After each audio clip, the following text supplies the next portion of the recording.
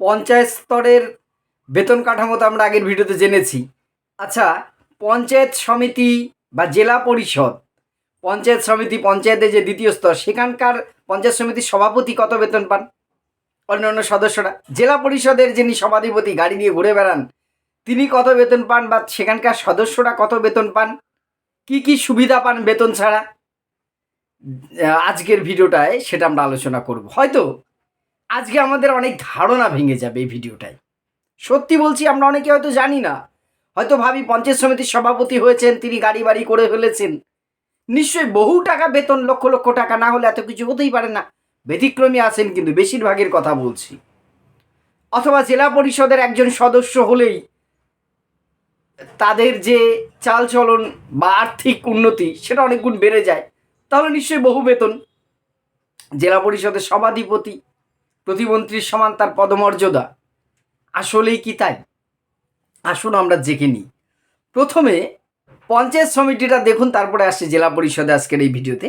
পঞ্চায়েত সমিতির যিনি সভাপতি হন, অর্থাৎ একটা ব্লকের, তাই তো আমরা জানি পঞ্চায়েতের সেকেন্ড টায়ার, দ্বিতীয় স্তরে যে পঞ্চায়েত সমিতি, কয়েকটি গ্রাম পঞ্চায়েত নিয়ে একটা পঞ্চায়েত সমিতি, একটা ব্লক, মোটামুটি ব্লক বিডিও অফিস আর পঞ্চায়েত সমিতির অফিস একই জায়গায় থাকে। তার যিনি সভাপতি হন, তার মাসিক বেতন হচ্ছে 6,000 টাকা, 6,000, অর্থাৎ বছরে 72,000 টাকা। ভাবুন, 6,000 টাকা তিনি মাসিক বেতন পান পঞ্চায়েত সমিতির সভাপতি।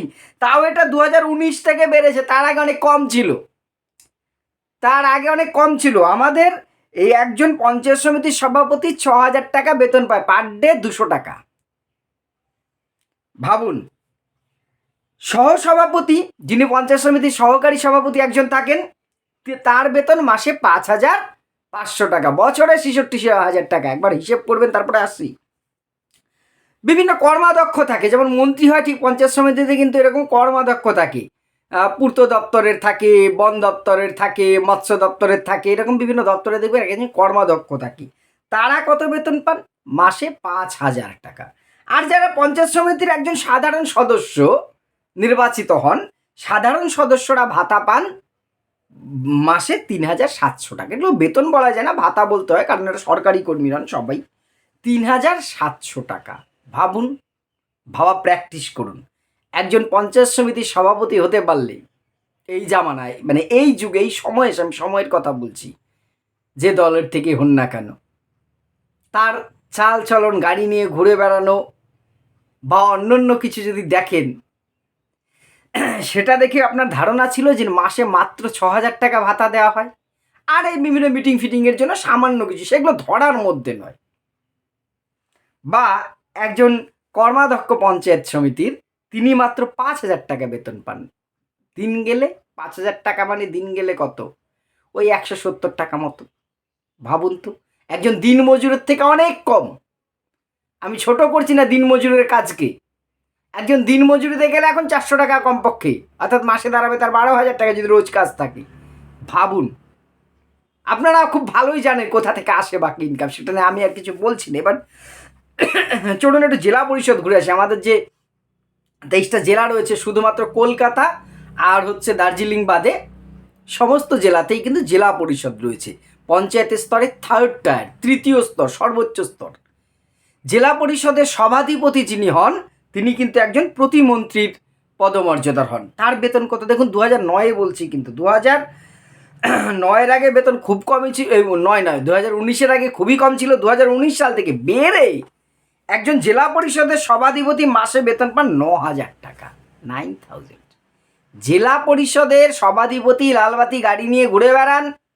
একজন যদি সে সভাধিপতি হবার জন্য কত লবিবাজি, কত কিছু যে চলে, যখন যে দল ছিল, তার বেতন বেড়ে হয়েছে এখন 9,000 টাকা।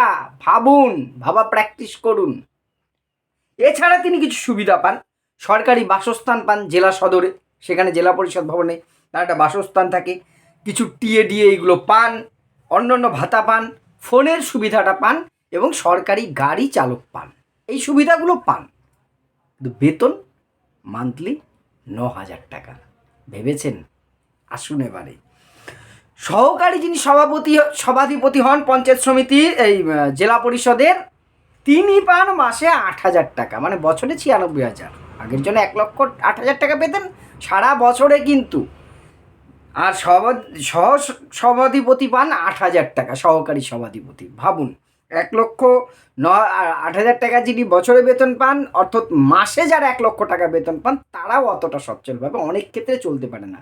নিশ্চয়ই সৎ ব্যতিক্রমী সব দলে সব রাজনীতিতে ছিল বলে আজও রাজনীতি ঠিক আছে, সেটা আমি যাচ্ছি না। একজন সাধারণ কর্মদক্ষ, জেলা পরিষদে কিন্তু এরকম কর্মদক্ষ থাকে, স্বাস্থ্য কর্মদক্ষ, পূর্ত কর্মদক্ষ, শিক্ষা কর্মদক্ষ, ঠিক আছে। ঠিক একজন কর্মদক্ষ হলে তিনি পান মাসে 7,000 টাকা, মাসে 7,000। আর সাধারণ যারা জেলা পরিষদের মেম্বার, জেলা পরিষদের সদস্য, মোটামুটি কয়েকটি গ্রাম পঞ্চায়েতে মিলে একজন জেলা পরিষদ সদস্য নির্বাচিত হন, তারা পান মাসে 5,000 টাকা। এইরকম জেলা পরিষদের সদস্য আছে আপনার যে 825 জন সারা রাজ্যে। আগে 1,500 টাকা ছিল, এখন সেটা বেড়ে 5,000 টাকা হয়েছে, 5,000, 60,000। এবার ভাবুন, তাই জেলা পরিষদের সদস্য দেখবেন গাড়ি নিয়ে টিনে ঘুরে বেড়ায়, বিরাট ব্যাপারটা। আর আমাদের দেশের রাজনৈতিক নেতাদের তো রাজনীতিটাই পেশা হয়ে যায়। খুব স্বাভাবিকভাবে এই সামান্য বেতনে আমার প্রশ্নটা একটা জায়গায়, আপনারা হয়তো অনেকে ভাবতেন এতদিন, যেটা শুরুতে আমি বললাম, যে এই পর্যন্ত পৌঁছালে বোধহয় বহু ভাতা, বেতন, অনেক কিছু পাওয়া যায়। না হলে অনেক সময় আমরা দেখেছি, আগেও দেখেছি, এখনও দেখেছি, বিভিন্ন নেতারা যে দলেরই হন না কেন, তারা বহু কিছু করে নিচ্ছেন। আমার মনে এই প্রশ্নটা জাগত, কত বেতন পান? আমি নিজে, আমি একজন সাধারণ শিক্ষক, স্কুল শিক্ষক, জানেন যারা আমার ভিডিও সবসময় দেখেন।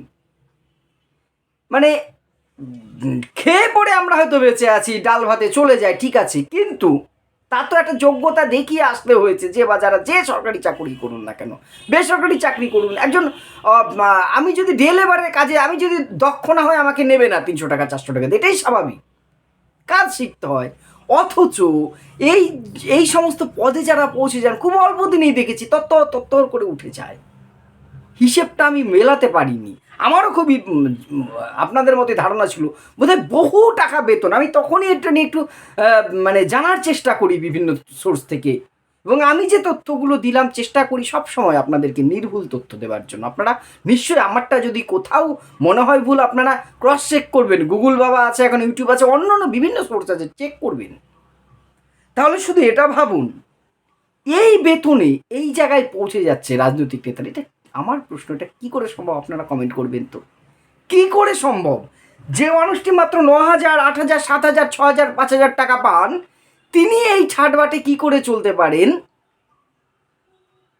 কোথায় এর আয়ের উৎস? আমার অন্তত মোটা মাথায় ঢুকছে না। এই হচ্ছে আমাদের পঞ্চায়েত স্তরের। আর এর জন্য কেন এইটুকু বেতনের চাকরির জন্য এত হানাহানি, মারামারি, দল বদলা বদলি, আমার মাথায় এটাও ঢুকছে না। আপনাদের যদি জানা থাকে অবশ্যই কমেন্ট বক্সে জানাবেন। ধন্যবাদ।